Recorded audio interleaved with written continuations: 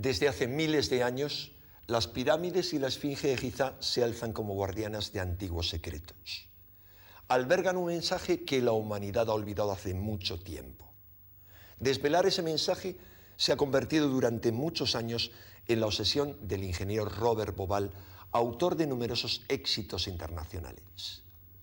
En este documental, Bauval nos desvela algunos de los fascinantes secretos que se esconden tras el mito de Osiris, su esposa Isis y su hijo Horus, mostrándonos sus asombrosas conexiones astronómicas. El culto egipcio de los antiguos misterios iniciáticos se inspiraba precisamente en este mito. Era una búsqueda de la gnosis, la sabiduría del corazón que nos lleva a descubrir la divinidad dentro de cada uno y brinda a los seres humanos la esperanza en la resurrección y en la vida eterna. Cuando la cristiandad acabó con los últimos sacerdotes egipcios, su sabiduría secreta ya había impregnado profunda y secretamente los misterios cristianos y se perpetuó a través de corrientes heréticas como los cátaros, los templarios, la filosofía hermética del Renacimiento, los rosacruces y la masonería, llegando hasta nuestros días. Descubriremos así que los modernos arquitectos herméticos han diseñado ciudades como París y Washington conforme a alineaciones estelares y han plasmado en ellas símbolos relacionados con el mito de Osiris. En compañía de prestigiosos investigadores internacionales emprenderemos un recorrido fascinante a través del espacio y del tiempo. Un viaje que nos conducirá hasta la extraña ceremonia del fin del milenio que tuvo lugar precisamente en la meseta de Giza. Pero sobre todo, ese viaje nos invita a descubrir la promesa de trascendencia que se esconde en nuestro interior.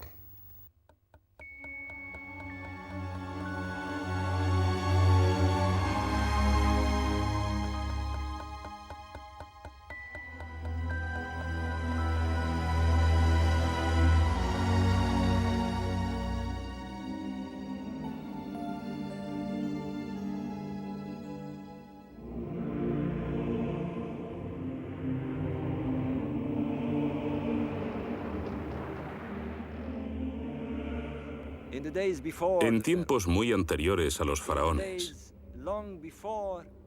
mucho antes incluso del comienzo de la historia conocida, existían hombres tan geniales como Einstein o Newton. Y esos hombres necesitaban entender la existencia, comprender el cosmos. Como no contaban con la tecnología y la ciencia moderna, utilizaban su inteligencia y empleaban otras formas de pensamiento que nosotros hemos olvidado hace mucho. La búsqueda intuitiva, la espiritualidad.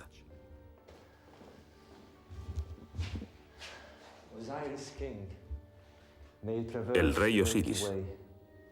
Ojalá se pudiera atravesar la Vía Láctea, el Nilo celeste, y que después de la muerte la vida nos llevara de la mano hasta Orión.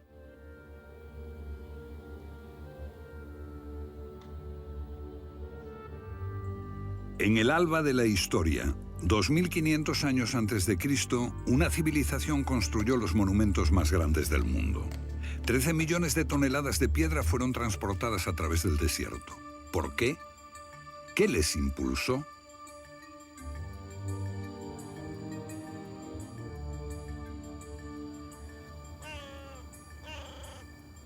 Los egiptólogos nos dicen que sirvieron para construir las tumbas de 3 faraones. Robert Bauval, escritor e investigador británico nacido en Alejandría, pasó muchos años de su vida bajo la sombra de estas pirámides. En los últimos 20 años ha estado investigando su significado en las estrellas y en los mitos.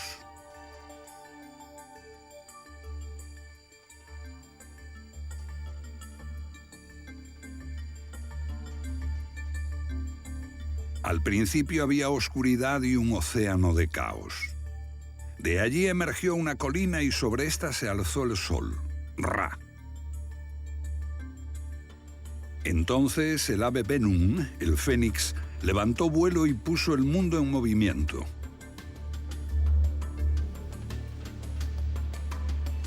En aquel lugar estuvo la ciudad sagrada de Heliópolis, en torno a un pilar coronado por el sagrado Ben-Ben, el símbolo de aquella colina original.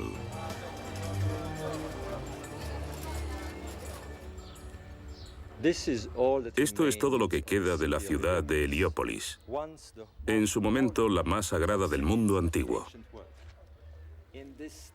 En esta fosa estaba el Templo del Sol,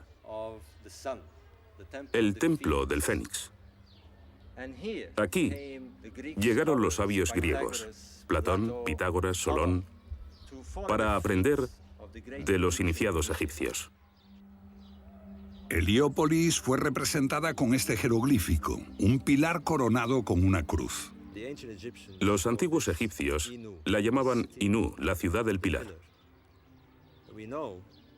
Y sabemos por antiguas inscripciones que allí se erigía un antiguo pilar mucho antes de que se construyeran las pirámides de Giza. Sabemos también que en su cima había una reliquia especialmente sagrada llamada Ben-Ben. El Ben-Ben se representa como un cono o pirámide, pero esta fue la cruz del antiguo Egipto, el más santo de todos los símbolos. Este símbolo se encuentra aún en el Museo del Cairo. Es el brillante piramidión de una pirámide. Los sacerdotes de Heliópolis eran los personajes más importantes después del faraón. Tenían enorme prestigio como constructores, magos y astrónomos. Conocemos el nombre de uno de ellos, Imhotep, que mucho tiempo después sería venerado por los griegos como Esculapio, el padre de la medicina. Pero Imhotep también era legendario por su conocimiento del cielo y arquitecto de la Gran Pirámide. ¿El conocimiento de las estrellas influyó en su construcción? Los estudiosos dicen que los antiguos egipcios no poseían un alto conocimiento astronómico. Pero aquí está la evidencia de su sofisticado conocimiento del cielo. Miren las constelaciones del zodíaco: Leo, Tauro, Piscis, y aquí la constelación de Orión y la estrella Sirio. La constelación de Orión tuvo enorme importancia para muchas civilizaciones. Orión era el gran cazador con su cinturón de 3 estrellas. Para los egipcios era Osiris, el dios del más allá, y estaba relacionado íntimamente con las pirámides. Bobal quería saber hasta qué punto. Todo esto da testimonio de un grandioso plan unificado, un plan maestro. Pero en este plan hay algo desconcertante. Tenemos 3 pirámides, 2 de las cuales son casi del mismo tamaño y están colocadas en diagonal. Pero la tercera es mucho más pequeña y está alineada a la izquierda de esta diagonal. ¿Por qué? ¿Cuál era el plan de los constructores de estas pirámides? Este enigma me obsesionó durante años. Más tarde, en una noche como esta, estaba en el desierto con un amigo, y él me explicó cómo ascendería en el cielo la estrella Sirio, y señaló el cinturón de Orión justo encima de aquella. Me dijo: ¿ves las 3 estrellas? Están alineadas, pero en lo alto la más pequeña está ligeramente desviada a la izquierda. Y repentinamente descubrí ese plan.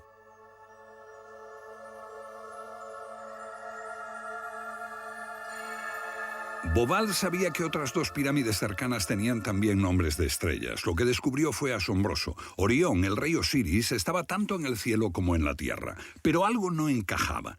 Los egipcios veían al Nilo como la Vía Láctea terrestre y a las pirámides como el cinturón de Orión. Pero cuando éstas se construyeron, la Vía Láctea y Orión no estaban situadas en la misma posición que las pirámides. Bobal descubrió que el ordenador estaba reproduciendo otra época. Para lograr una perfecta correspondencia con las pirámides en la Tierra, el cielo necesita rotar ligeramente en sentido contrario a las agujas del reloj, o sea, retroceder en el tiempo. Año 3000 a.C., año 4000, año 5000. La posición de las estrellas cambia a través del tiempo por un fenómeno llamado precesión. Igual que en una peonza que rota y se traslada, el eje terrestre tiene un pequeño balanceo. Este produce un pequeño retraso en el punto por el cual debe salir el sol en el equinoccio de primavera. Año 7000, 8000. Asombroso. La correspondencia entre cielo y tierra nos sitúa en el año 10.500 a.C. Ese año, la Vía Láctea coincidía exactamente con el curso del Nilo. Los constructores se remontaron a un distante pasado para reproducir el cielo cuando Orión ascendía. Aquella era la mítica edad primera de su religión, cuando los dioses gobernaban Egipto. Otro enigma. En la Gran Pirámide hay unos extraños canales muy estrechos que apuntan al cielo. Los egiptólogos les llaman canales de ventilación. No hay forma de que pudieran haber sido canales de ventilación. El diseño es demasiado complicado. Apuntan hacia fuera de la pirámide, al cielo. Deben haber tenido una finalidad superior. Los astrónomos descubrieron que esos canales estaban dirigidos a la Osa Menor y a Alfa Draconis, la estrella polar de la antigüedad. Obviamente, no se metieron en estas complicaciones por juego. Para los antiguos egipcios, Orión era Osiris, el gran dios de la resurrección. Esto es una reconstrucción del cielo en el año 2500 a.C. Veamos qué ocurre en el cinturón de Orión cuando éste cruza la línea norte-sur. El canal de la cámara del rey apuntaba a Orión, el dios Osiris. Ahora bien, aquí a la izquierda de Orión está la estrella Sirio. Para los antiguos egipcios era la estrella de Isis, la esposa de Osiris. Y fue maravilloso descubrirlo. Bovall descubrió que el último canal apuntaba a Sirio, la estrella de la diosa Isis. Los antiguos egipcios estaban construyendo caminos hacia Isis y Osiris, sus dioses del más allá y de la resurrección.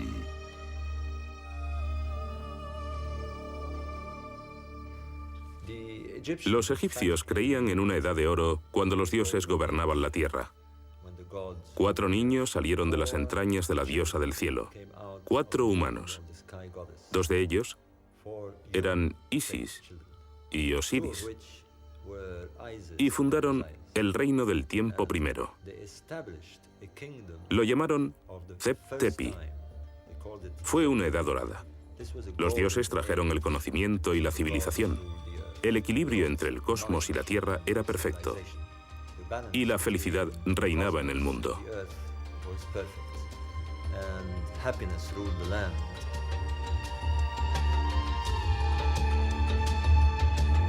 Una edad de oro en la que reinaba Osiris.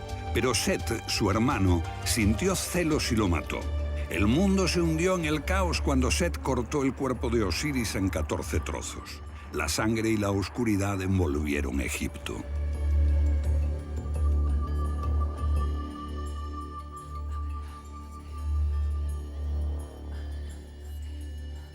Pero Isis, la leal esposa de Osiris, buscó por toda la tierra los trozos de su esposo y los unió dentro de un lienzo. Pero ella no pudo encontrar el falo. Y fabricó un falo de oro con el que se impregnó de la semilla de Osiris y engendró un hijo, Horus, el niño divino. Horus se convirtió en el primer faraón y todos los faraones posteriores creían ser reencarnaciones de este Horus. Eran Horus vivientes.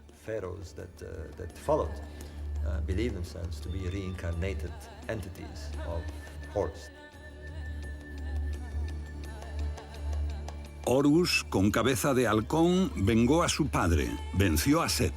Isis y Osiris se reencarnaron en los cielos donde son los reyes de la noche y del más allá. Osiris como Orión, Isis como la estrella Sirio.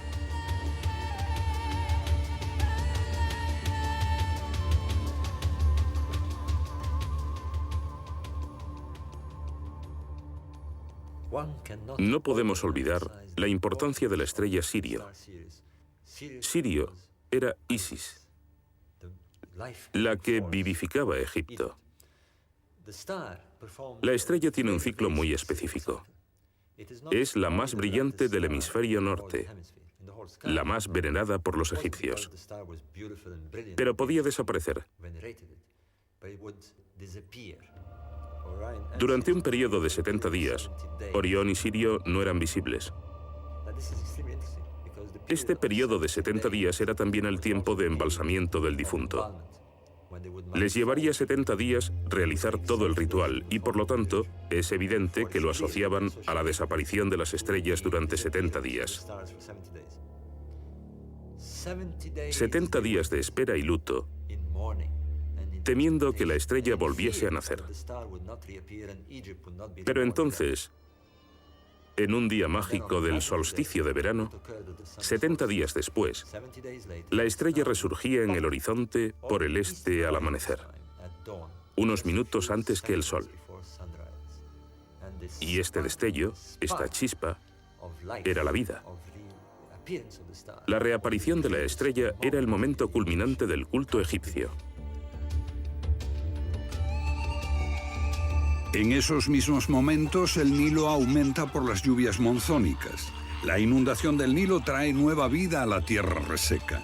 Para Egipto significaba el renacimiento, y era tan importante que esta inundación marcaba el comienzo del nuevo año. Esta milagrosa conjunción de la salida del sol en el solsticio de verano con el renacimiento de Sirio anunciaba la inundación del Nilo, que fertilizaba los cultivos y respaldaba la gran idea egipcia del renacimiento.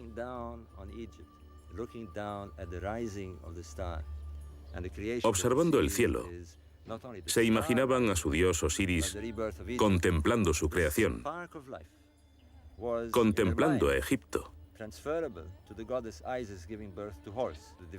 De modo que esta estrella expresa la auténtica esencia de Egipto y la idea de su renacimiento anual.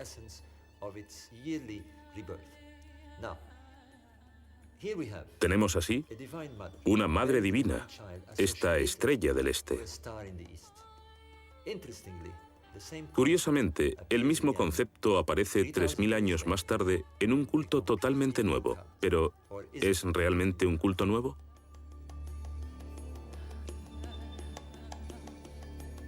El enfoque de Bobal arroja nueva luz sobre los ritos funerarios del faraón, hijo de Horus, tal como lo concibieron los constructores de pirámides. Después de 70 días, la momia era llevada a la orilla oeste del Nilo, la necrópolis de Gizeh, donde las pirámides se alzan como puertas hacia los astros de Isis y Osiris, los dioses de la vida después de la muerte.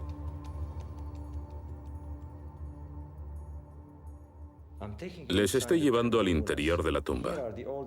Aquí están los escritos religiosos más antiguos de la historia, los textos de las pirámides. Su significado fue olvidado, porque los egiptólogos consideraron a la religión egipcia como un culto solar. Pero esta no es una religión del día y de la vida, es una religión de la noche y de los muertos. Estos textos nos dicen que el rey se convierte en una estrella en el reino de Osiris, en la constelación de Orión. Uno de esos textos dice: «Oh rey, tú eres compañero de Orión». Y otro afirma: «Puede que atravieses la Vía Láctea y vayas al lugar donde está Orión».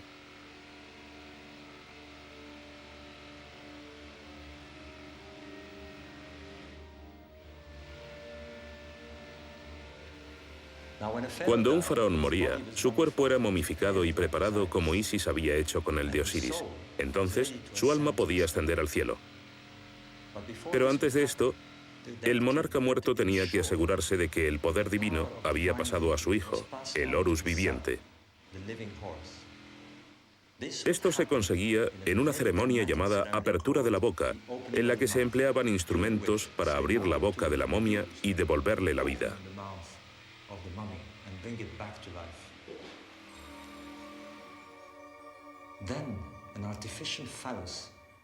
Después se colocaba un falo artificial en la boca, y el rey muerto era enviado a Sirio, la estrella de Isis. En ese momento se producía la fecundación del útero de la diosa.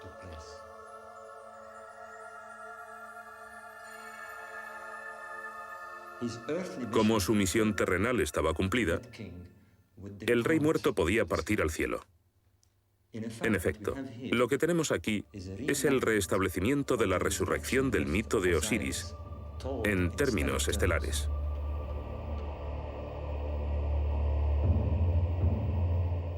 En el antiguo Egipto, esta era la entrada al otro mundo, el reino de Osiris. Este es un lugar donde reina el misterio.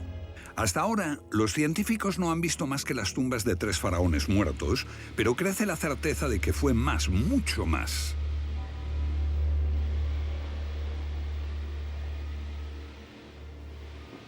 En lo profundo de este canal, un prestigioso arqueólogo está excavando corredores y cavernas que reavivan el mito de Osiris. Esto se convirtió en un lugar sagrado para los egipcios. La gente quería ser enterrada aquí para estar en conexión con Osiris. Estamos ahora a 30 metros de profundidad, entre la Esfinge y la segunda pirámide.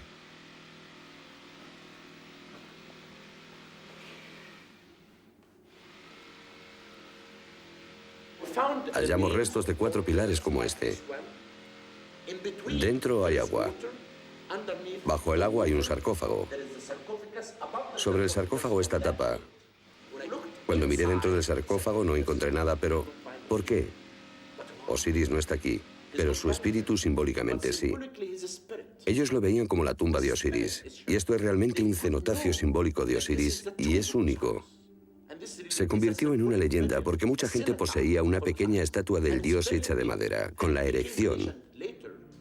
La erección significa resurrección, porque Osiris es el dios de la resurrección. Fue asesinado por el malvado Set, pero Isis lloró y sus lágrimas formaron el río Nilo. Ella restauró el pene que no pudo encontrar y con él tuvo a su hijo Horus, que venció al demonio.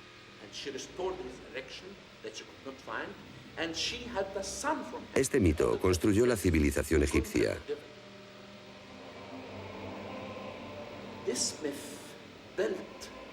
Sin Isis, no hay Nilo.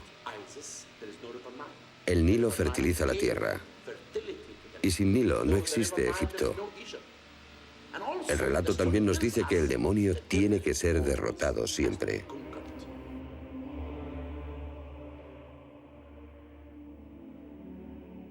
Eran mucho más que tumbas para faraones muertos. Esta fue la grandiosa expresión de una civilización con una visión cósmica. Indagaba en la muerte y en la resurrección a través de ritos mágicos y de iniciación. El punto central de la religión egipcia, la idea total del culto de iniciación y del sentimiento místico, consiste en conocer cómo se produce esta transfiguración y viaje a la otra vida para formar parte del reino de Osiris en el más allá.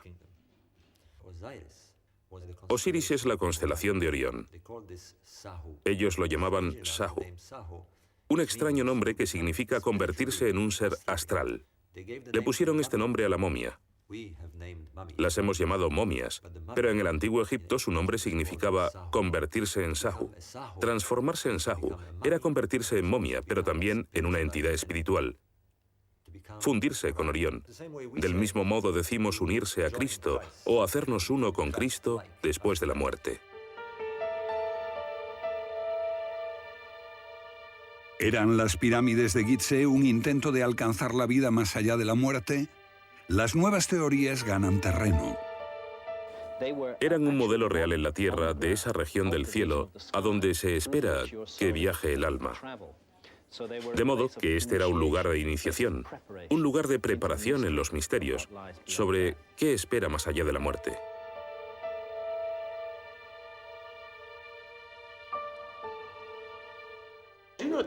Los egipcios creían realmente en el misterio y la iniciación. En la meseta de Giza hay muchos túneles bajo las pirámides. La meseta de Giza es conocida como Neb Rastau. Rastau es cementerio, pero literalmente significa los túneles subterráneos. Después, la meseta de Giza se conoció durante el Imperio Nuevo con el nombre de el sitio de Osiris. Giza es el lugar del dios Osiris, que es el señor de los túneles subterráneos. Y por eso, creo yo, cortaron ese conducto.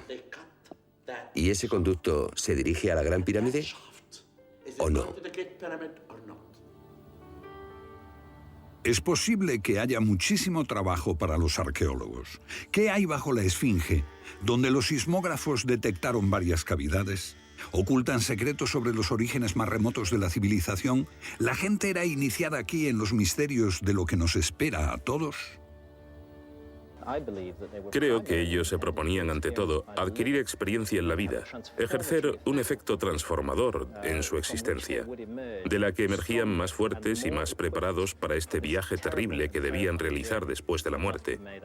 Eso, para mí, daba sentido a esta gran empresa.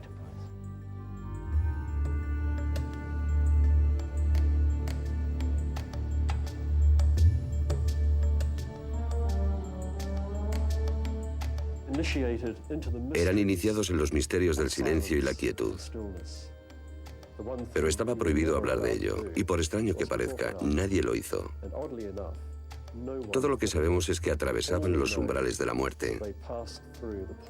Era un anticipo de la muerte. Ser conducido a través de una dimensión que abarca emociones como miedo, pánico, amor.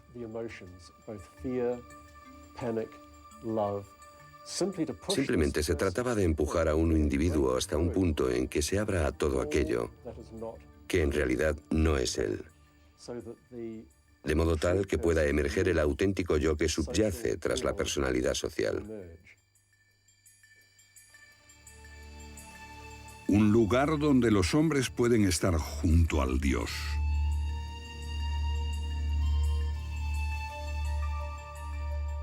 Miles de años antes de Cristo, el antiguo Egipto ya creía en un juicio final. Los pecados del hombre eran puestos en el platillo de una balanza. Si pesaban más que la pluma de la verdad, su esencia se perdía. Solo se salvaba la levedad liberada de lo superfluo. Esta era una civilización que buscaba una verdad interior.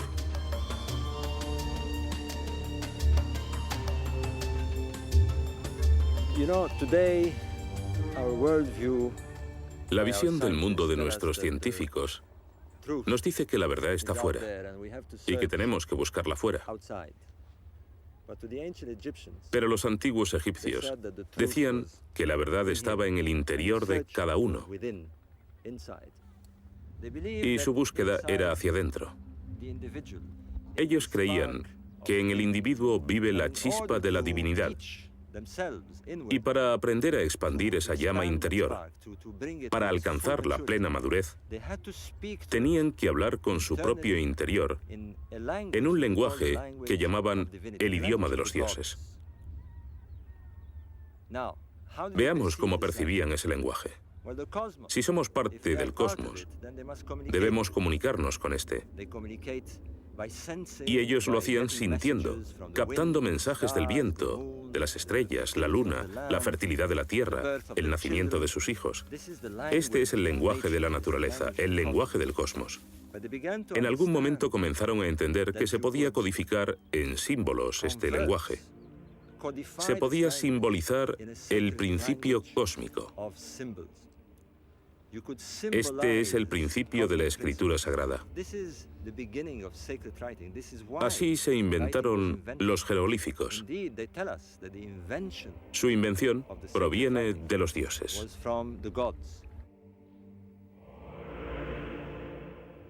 Tot, un dios con cabeza de ibis. Dios del conocimiento, divino mensajero que enseñaba los símbolos mágicos de la escritura.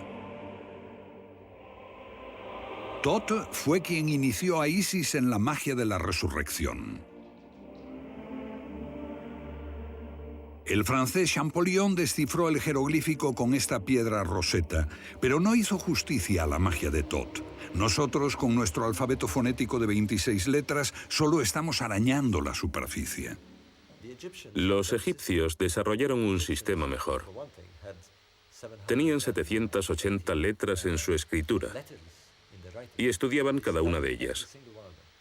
Y cada signo, cada símbolo, estaba cargado de poder. Así, cuando comunicaban una idea, elegían el símbolo exacto. Un ejemplo que todos conocemos es la cruz. La cruz cristiana es un símbolo. Si uno no sabe lo que representa, ve tan solo una cruz. Pero para un sacerdote católico, para un iniciado en el culto de la cristiandad, significa todo en su fe.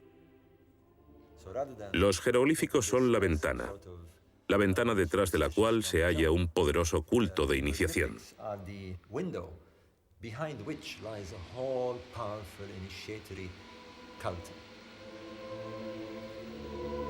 ¿Qué significaba para los egipcios este símbolo en el que están iniciados todos los católicos? El misterio de la Eucaristía. Bobal cree que el antiguo Egipto hablaba en símbolos y que su magia aún puede hablarnos hoy, aunque no logremos entenderla. La época de la Gran Pirámide nos sitúa en el 2500 a.C. Después de 2000 años, las ideas religiosas se debilitaron y aparecieron nuevos dioses. Pero el mito de Osiris resistió, aunque cambió su nombre por el de Serapis. Los templos de Serapis y de Isis podían hallarse lo mismo en Inglaterra que en Alemania o en Francia. A partir del primer siglo después de Cristo, esta cultura se expandió por todo el Imperio Romano y rivalizó con la cristiandad emergente. Y también influyó en la cristiandad. Dentro del cristianismo, hubo una facción que creía necesario adquirir conocimientos mediante la búsqueda interior para alcanzar el estado divino. Gran parte de esta creencia proviene de la religión egipcia. Alejandría, Egipto, un lugar de iniciación para los seguidores de una vieja fe y de una nueva.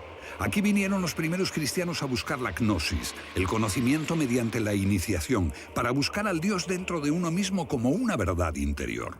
Para ellos, Jesús era un guía que les conduciría hasta la divina chispa de su interior. Para eso no necesitaban iglesia ni jerarquía, solo mirarse a sí mismos para encontrar a Dios.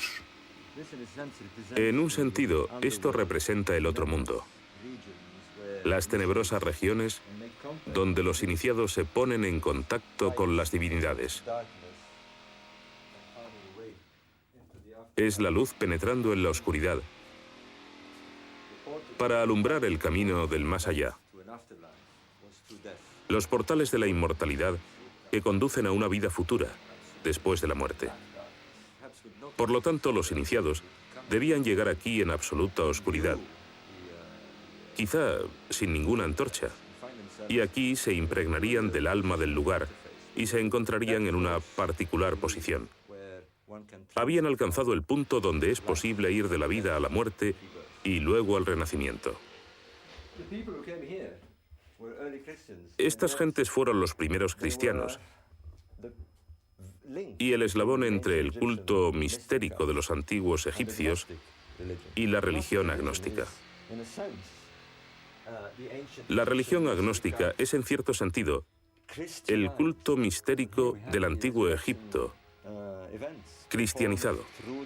De modo que tenemos la resurrección representada por los rituales de momificación. Aquí vemos a Anubis sobre una momia y a Thoth, llamado Hermes por los griegos.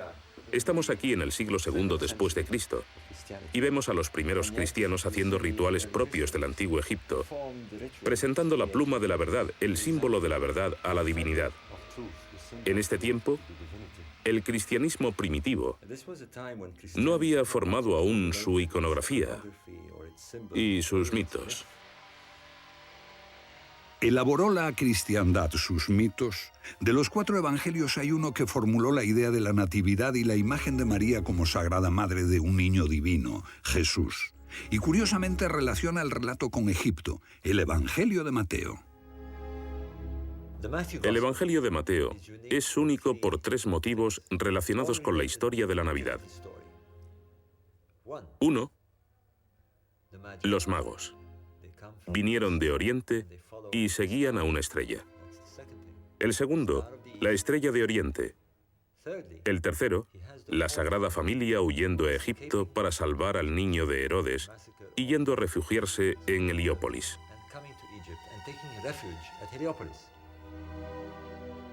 Esta iglesia cristiana cerca de Heliópolis tiene una pintura de la huida a Egipto de la Sagrada Familia. Y la tradición está igual de viva hoy que cuando ellos hicieron esta pintura.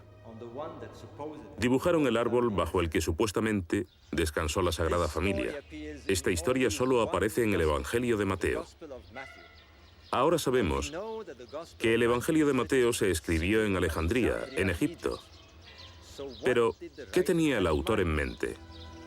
Bobal cree que Mateo desarrolló el icono de la Sagrada Madre y del Niño Divino para convencer a los egipcios porque para ellos se trataba de una imagen muy familiar.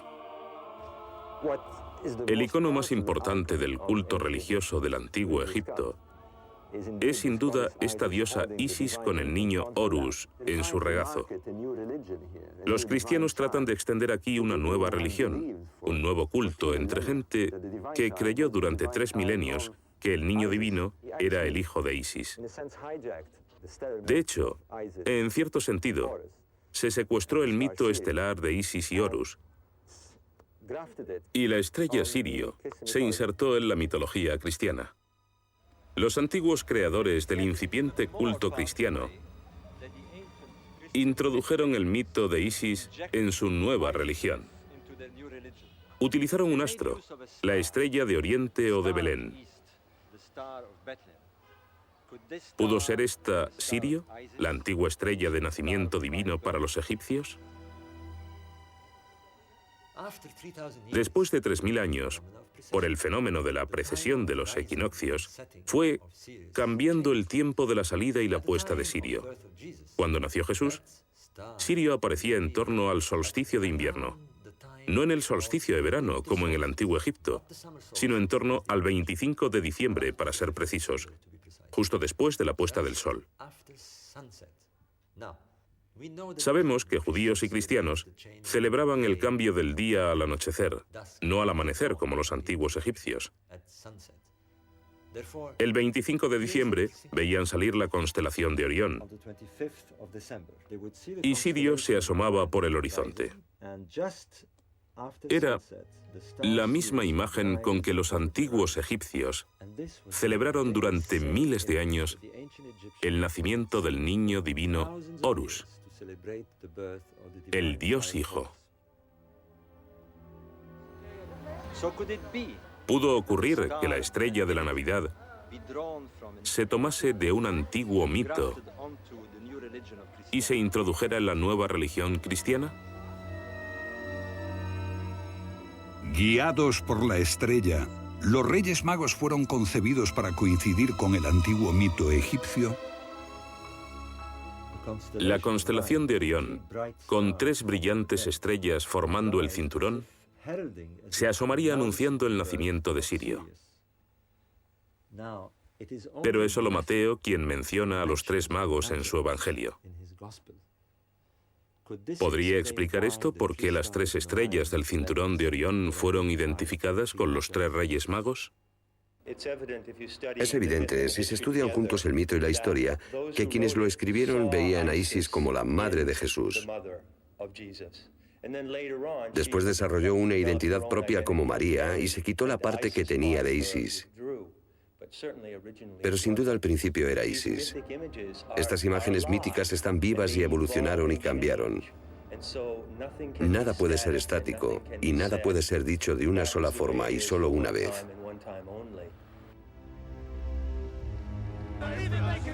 En sus comienzos, la cristiandad se resquebraja por los debates teológicos. Una iglesia ortodoxa con una jerarquía creciente de sacerdotes y obispos se enfrenta con los gnósticos que buscan a Dios dentro de sí mismos. Las bases de la fe son cuestionadas. La naturaleza de Cristo como el Hijo de Dios se discute con ardor. Ser agnóstico significa estar contra la ortodoxia de la Iglesia, porque los agnósticos no reconocieron a la Iglesia establecida, no la necesitaban. Ellos se comunicaban directamente con Dios, no necesitaban un mediador. Una fe individual que está ganando cada vez más terreno. En el corazón está el principio de la relación con la divinidad. Es personal, no hay sacerdotes, no hay jerarquías, ningún fenómeno administrativo, ningún líder. Eso es peligroso. Peligroso para las estructuras del poder, fatalmente subversivo. Nicea, año 325 después de Cristo. Constantino, el primer emperador romano que abrazó el cristianismo, reunió a los obispos.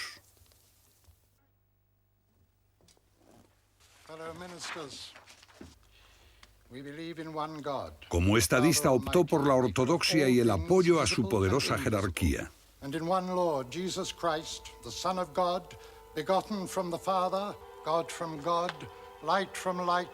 Los evangelios gnósticos arden, los cristianos matan a cristianos por millares, los gnósticos y los paganos son arrasados, el Seapeum, el templo de Osiris en Alejandría y su gran biblioteca son pasto de las llamas.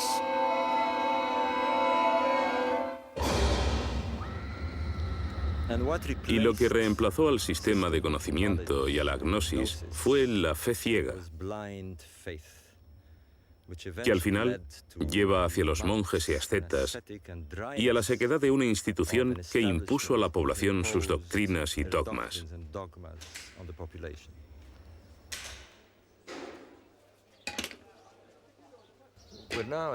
Estamos ante la mayor encrucijada de la cultura mundial. Aquí está Fila, donde aún se conservan la cultura y la religión egipcia, el gran templo de Isis. Pero la chusma cristiana finalmente se abre paso con sus martillos y cinceles. Derriban lo que consideran imágenes paganas y empiezan a entrometerse. Los sacerdotes le rogaban: deteneos. Este es el templo más sagrado de Egipto. Es el templo de la diosa madre, miles de años. Vuestra diosa madre. Tenéis una diosa madre. Tenéis la vuestra. Y le rogaron que ocuparan el templo y lo usasen como un santuario cristiano.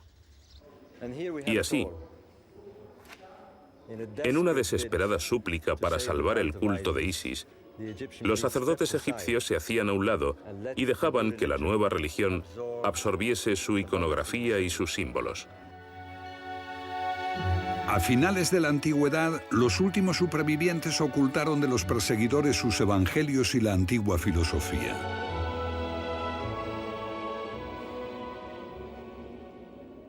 Estos escritos gnósticos fueron descubiertos recientemente, pero los textos filosóficos aparecieron mucho antes en Florencia, la cuna del nuevo despertar de Europa.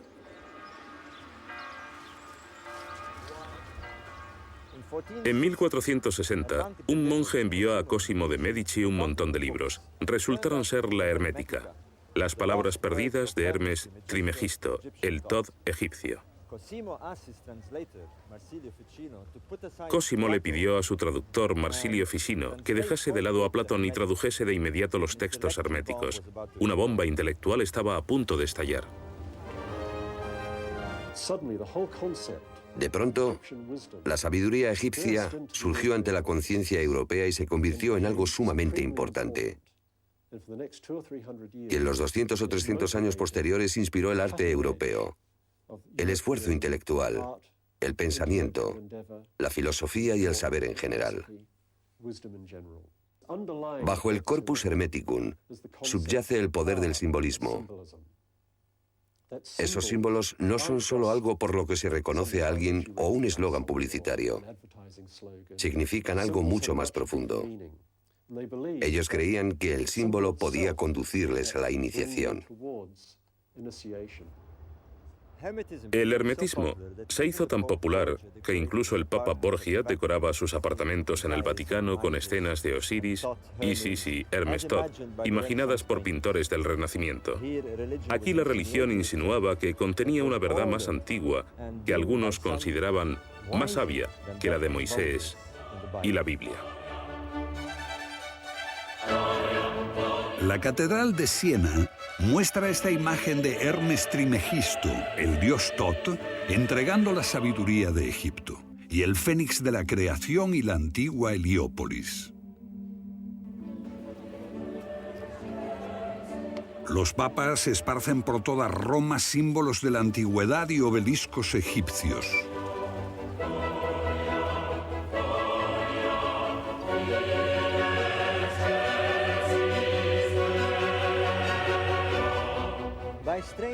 Los extraños giros del destino hicieron que los papas eligieran el antiguo símbolo de la Heliópolis, que era un pilar con una cruz en lo alto, y lo pusieron en el corazón mismo de la cristiandad. Y qué ironía que todos los que venían aquí también viniesen a admirar este símbolo pagano de Egipto. Expertos como el jesuita Athanasius Kircher estudian los enigmas egipcios, pero la Iglesia intuye el peligro. El hermetismo inspira formas nuevas e individuales de devoción que no interesan a la Iglesia. Las ideas se prohíben y los libros son quemados. En el año 1600 el hermetismo es silenciado. Su principal promotor, Giordano Bruno, es puesto a disposición del tribunal eclesiástico, pero a pesar de las crueles torturas no reniega de sus ideas. La Iglesia solo tenía una forma de parar esto, y entonces ocurrió algo impensable. En una nublada mañana de septiembre, el hermetista Giordano Bruno fue arrastrado a este lugar, amordazado y quemado vivo. En el último momento, trató de apartar sus ojos de la cruz que blandía ante su rostro un monje de la Inquisición. El hermetismo se transformó de pronto en algo prohibido. El hermetismo se refugia en sociedades esotéricas como los Rosacruces y la francmasonería. La Gran Logia de Londres, corazón y cuartel general de la francmasonería, está repleta de antiguos símbolos. Iniciación secreta, ritos, símbolos. Pregunte a cualquier masón sobre el vínculo con el antiguo Egipto y posiblemente se reirá. Escritores como Bob Lomas y Chris Knight habían hecho lo mismo hasta que la curiosidad pudo más. Hace 10 años nos hubiésemos burlado de alguien que dijese lo que estamos diciendo ahora, pero el hecho es que hay una línea recta clara que parte de Egipto y que se unió y se bifurcó a lo largo del tiempo. La pirámide con el ojo que todo lo ve, la enorme estrella, los símbolos egipcios más sagrados penetraron en los misterios masónicos. En sus libros, Lomas y Knight investigan la influencia de la francmasonería en los símbolos y las instituciones de los Estados Unidos. Los fundadores de los Estados Unidos de América, la mayoría de ellos eran masones. George Washington, Franklin y otros. La construcción de la Casa Blanca recoge emblemas masónicos. Y la Constitución de los Estados Unidos es una extensión de los principios de la masonería, de la democracia. Promueve la inversión en ciencia y el fomento de la ciencia. Se trata de un experimento masónico que a su vez es un experimento del antiguo Egipto, el principio de hacer el bien por el bien fuera de una religión. Y eso es lo que la masonería significa hoy. Frente al templo masónico de George Washington hay otro símbolo familiar. En este lugar, George Washington y otros padres fundadores de Estados Unidos son representados portando un mandil masónico. El dólar, símbolo del poder de Norteamérica, muestra el lado oculto del sello americano, la pirámide con el ojo que todo lo ve y el lema de un nuevo orden mundial. Es interesante, por ejemplo, que cuando el presidente americano presta juramento está haciendo un símbolo masónico, que no puedo demostrar por qué contravendría mis votos como masón. Él no explica de qué se trata, pero es el símbolo masónico de la fidelidad. Napoleón empezó su andadura en la escena mundial como conquistador de Egipto. Cuando Napoleón llegó a las puertas del Cairo, no llegó como cristiano. Él y su ejército estaban muy imbuidos en un culto revolucionario modelado con ideales masónicos. Prácticamente todos sus generales eran francmasones, y Napoleón se inició una noche que pasó solo dentro de la Gran Pirámide. Cuando volvió de Egipto, Napoleón estaba obsesionado con la idea de que le protegían las estrellas. Tanto que este monumento, conocido como Place de l'Étoile, Plaza de la Estrella, se situó a lo largo del eje central de París, de los Campos Elíseos, y más aún. Esta gran arteria de París está a 26 grados este para alinearse con la estrella de Isis. Esto es lo que cree Bobal. Esto es lo que los parisinos veían cuando miraban al este, la salida de la constelación de Orión. Y aquí está Sirio asomándose en el horizonte, a 26,5 grados a la derecha del este, en perfecto alineamiento con los Campos Elíseos. Algunos historiadores dicen que el nombre de París puede estar relacionado con el nombre de Isis, porque aquí donde está la iglesia de Saint-Germain-des-Prés hubo una vez un templo de Isis. Y los romanos solían llamar este sitio Par Isis, que quiere decir cerca del templo de Isis. Par Isis, París. Napoleón quedó tan impresionado que ordenó incluir a la estrella Sirio y a la Isis en la proa del barco, en el emblema de París. La ciudad contiene muchas referencias a Isis y a Egipto, como este techo del Palacio del Louvre. El genio de París y el futuro. Un futuro que muestra a Isis, un obelisco y una pirámide a sus pies. Y un ángel anunciando la aparición. Y aquí está, la misma estatua en la plaza de la Bastilla, donde una imponente multitud se congregó bajo la estatua de Isis para celebrar el primer año de la Revolución Francesa. Y ahora, 200 años después, lo que vemos, bueno, como en el cuadro, un obelisco y una pirámide que fue inaugurada por el presidente Mitterrand en 1989, en el bicentenario de la Revolución. Aquí ven estos instrumentos mágicos muy antiguos colocados en el corazón del mundo. Pueden imaginarse a millones de personas caminando por aquí durante años y en ocasiones despierta la imaginación de uno. Alguien dirá, bueno, ¿por qué está aquí? ¿Qué está haciendo aquí? Y se ve obligado a evocar la magia del pasado y lo que significaban los símbolos.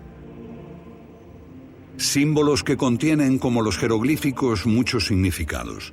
Lo mismo sucedió cuando Egipto tuvo la brillante idea de entrar en el nuevo milenio a través de la televisión mundial.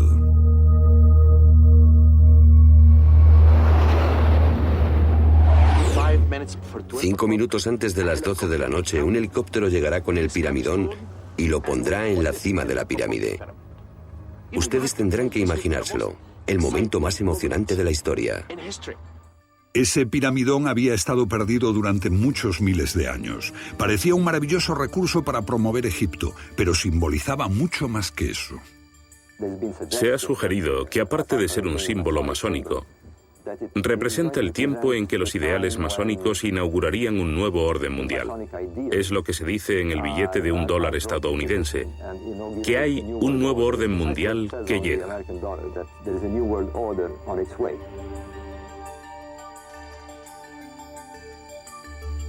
Un influyente profeta moderno, Edgar Cayce, había predicho la llegada de un nuevo Mesías, es decir, un nuevo Horus.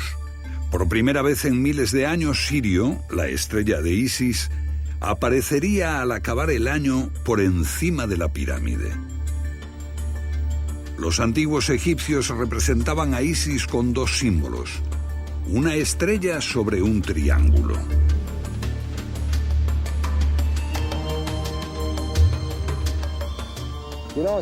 Los símbolos son una forma curiosa de provocar cambios de ideas. Y por lo tanto, me habría gustado verlo, porque me gusta ver cosas así. Como una especie de magia antigua, algo que no se entiende. Está ahí para recordarnos que vivimos en un mundo mágico y que no lo hemos entendido del todo.